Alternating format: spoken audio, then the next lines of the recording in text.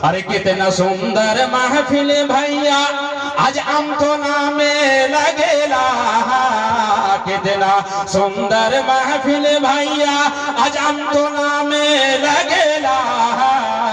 अमतोला माँ जन्नत का बाजार लगेला, हाँ बाजार लगेला।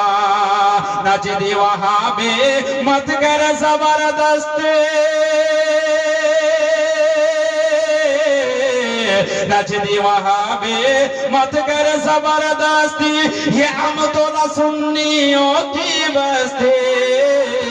यहाँ का हर बच्चा बच्चा, यहाँ का हर बच्चा बच्चा ताजुश्शरिया का दीवाना लगेला, हाँ दीवाना लगेला। तकबीर, नारे रिसालत, मसलके आला हजरत, पैगामे ताजुश्शरिया कॉन्फ्रेंस, सरजमीने अमतोला। वाह बहुत। কারবালার প্রান্তরে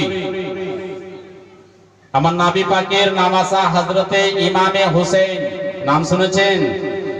হযরত ইমাম হোসেন নবীর নামাসা, দ্বীন ইসলামকে এত ভালোবাসেন যে উনি এই দ্বীন ইসলামের মহব্বতে সোনার মদিনাকে ছেড়ে উনি কুফায় গেছেন। জোরে বলুন সুবহানাল্লাহ। বাবজি তুমি এই দ্বীন ইসলামের মহব্বতে সোনার মদিনা ছেড়ে দিতে পারে?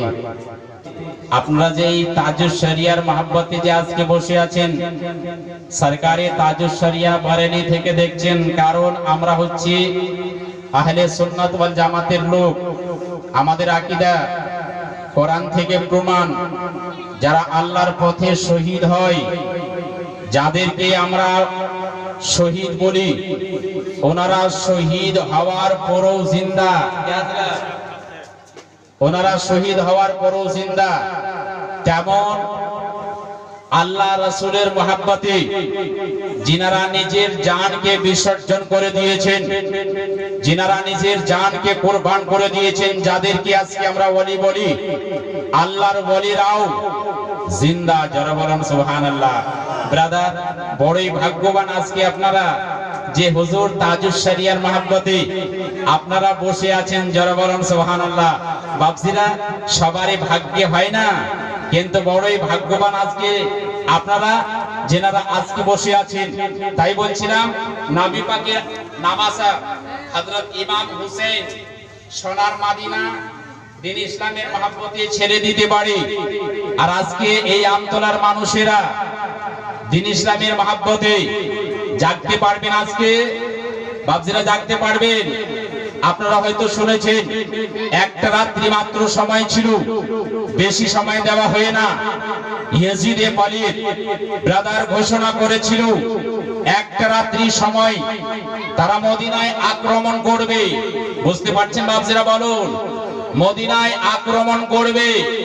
এবার নবী পাকের নামাসা হযরত ইমাম হোসেন ভাবছেন, এই মদিনায় আমার নানার রওজায়ে পাক আছে, বড় বড় সাহাবায়ে কিরামদের মাজার শরীফ আছে, এই মদিনায় আমার লড়াই করা চলবে না, না হয়তো আমি এই মদিনা ছেড়ে চলে যাই। যারা বলেন সুবহানাল্লাহ।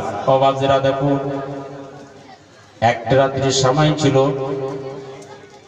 আমার নবী পাকের নামাসা হযরত ইমাম হোসেন বাড়ির সকলকে বলছেন, তোমরা রেডি হয়ে যাও। ওনারা বলছেন, কোথায় যাব? হোসেন বলছেন, এই মদিনা ছেড়ে চলে যাব। যারা বলেন সুবহানাল্লাহ। বলছে, তোমরা রেডি হয়ে যাও। হযরত আলী আকবর, হযরত আলী আসগর বলতে লাগলো, আব্বা গো, রেডি হয়া কোথায় যাব? হোসেন বলছে, আমি জানি এই মদিনা কেউ ছাড়তে রাজি হয় না, কিন্তু আমাকে তবুও যেতে হবে। হোসেন বলছেন, তোমরা রেডি হয়ে যাও, আমি শেষবারের মতো আমার নানা রোজা শরীফে গিয়া সালাম করে আসি। জোরে বলুন সুবহানাল্লাহ। ও বিরাদার, হযরত ইমাম হোসেন আমার বিশ্বনবী রওজায়ে পাকের কাছে পৌঁছে গেল। পৌঁছে যাওয়ার পরে সালাম জানাচ্ছেন, আসসালামু আলাইকা ইয়া রাসূলুল্লাহ। নবী গো, আমি আপনার নামাজা হোসেন বলছি। নানা যান, আপনার আমার শেষ সালামটা আপনি গ্রহণ করে নিন। নানা গো, আপনি যখন মক্কা থেকে এসেছিলেন শুনেছিলেন তো রাতের বেলাতে, আর আপনার নামাজা কালকে মদিনা ছেড়ে যাবে সকাল বেলাতে। নানা গো, আমার শেষ সালামটা গ্রহণ করে নিন। আমি শুনেছিলাম যখন আপনি হিজরত করে এসেছিলেন তো হযরত আবু বকর সিদ্দিকের সাথে করে নিয়ে এসেছিলেন। আর আমি কালকে মদিনা ছেড়ে যাব আমার 22 বছর বেটা জয়নুল আবেদিনকে নিয়া। যারা বলুন সুবহানাল্লাহ। ব্রাদার, ও ব্রাদার, বলার উদ্দেশ্য উনি দিন ইসলামকে এত ভালোবাসতেন, এত ভালোবাসেন। এই দিন ইসলামের মহব্বতে মদিনা ছেড়ে চলে যাচ্ছেন। যারা বলুন সুবহানাল্লাহ।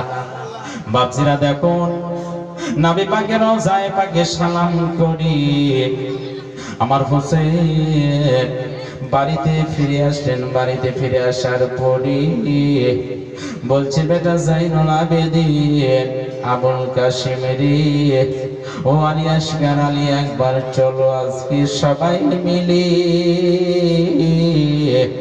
এই মদিনার মসজিদে নামাজ পড়েনি। যারা বলো সুবহানাল্লাহ। মদিনার মসজিদে নামাজ পড়েনি। জানি না মদিনার মসজিদে নামাজ পড়তে পারবো কি পারবো না। ওবায়দার মসজিদে আযান হয়ে গেল,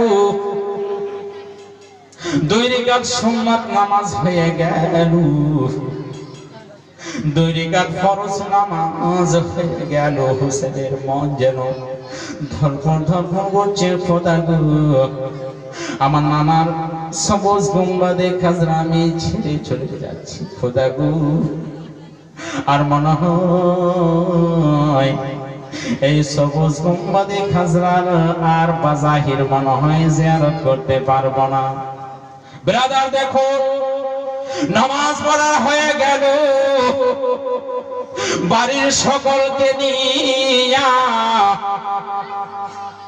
যেন বের হয়ে যাচ্ছেন। বাপজিরা বের হয়ে গেলেন। যারা বলুন সুবহানাল্লাহ। বের হয়ে গেলেন। ছোট ছোট মা বাচ্চারা ছিল, মা চাচিরা ছিল, 72 বা 82 জন ছিল। ইমাম হোসেনের বেটি যার নাম ছিল সগরা। যারা বলুন সুবহানাল্লাহ। ব্রাদার, যার নাম ছিল সগরা, সে সগরার শরীরে অত্যন্ত জ্বর ছিল, বিছানায় শুয়ে আছে। সবাই যেন বেরিয়ে চলে যাচ্ছে, একেবারে বাড়ি যেন ফাঁকা হয়ে যাচ্ছে। আবার হোসেনের বেটি সগরা 11 বছর বয়স। দেখছে এক এক করে সবাই যেন বাড়ি থেকে বের হয়ে যাচ্ছেন। বলে, আব্বা গো, আমার বংশকে নাকে নিয়ে যাচ্ছেন, আমাকে কেন নিয়ে যাচ্ছেন না গো আব্বা? আমাকে নিয়ে চলেন। আমার ভাইকে নিয়ে যাচ্ছেন আব্বা গো। এক এক করে সবাই যেন চলে যাচ্ছে, আমাকে কেন নিয়ে যাচ্ছেন না? আর হযরত ইমাম হোসেন বলছেন, ওরে বেটি সগরা, আর দুঃখ করো না, এই ছিল আমাদের কপালে। দিন ইসলামকে বাঁচাবার জন্য যাচ্ছি রে মা। সুগরা বলছেন আব্বা জান আপনি যাবেন তো যান, আমার বোন সকিনা কেউ রেখে যান গো আব্বা যান। আমরা দুই বোনে মিলে মদিনার গলি গলিতে বেড়াবো আব্বা গো, আমার বোন সকিনাকে রেখে যান। ও বাপজিরার লেখক প্রমাণ করি ইমাম হোসেন বলছেন ওরে বেটি সগরা শোনো রে মা, তোমাকে রেখে যাচ্ছি মা, তবে সময় যদি পাই, যদি সময় সুযোগ যদি পাই, তোমার ভাই আলী আকবরকে পাঠিয়ে দেব রে মা, সে তোমাকে মদিনা থেকে নিয়ে চলে যাবি। আরে মায়ের দিলেতে ব্যথা কখনো দিও না, কখনো দিও না। আরে মায়ের মতো এত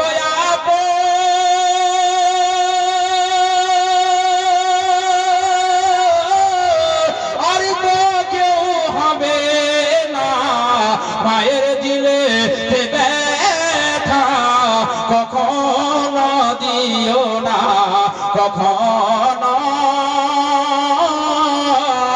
দিও